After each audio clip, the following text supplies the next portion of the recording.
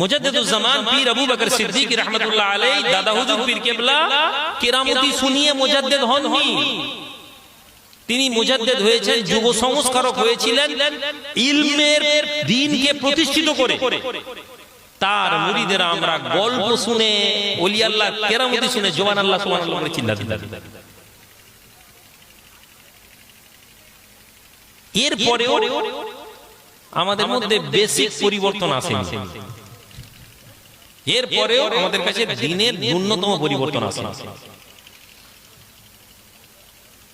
সুতরাং আমি আপনাদের কাছে একদম অল্প সময় তিনটি বিষয় আপনাদেরকে বলবো, যে তিনটি বিষয়ের উপরে আপনারা জীবনকে পরিবর্তন করার চেষ্টা করুন। আমার শ্রাবণ ভাই বলছিলেন ইত্তেহাদ তৈরি করুন, ইত্তেহাদ, ঐক্যবদ্ধতা আনুন। ঐক্যবদ্ধতা আসে না, কেন আসে না? ঐক্যবদ্ধতা না আসার কারণ সর্বপ্রথম আমাদের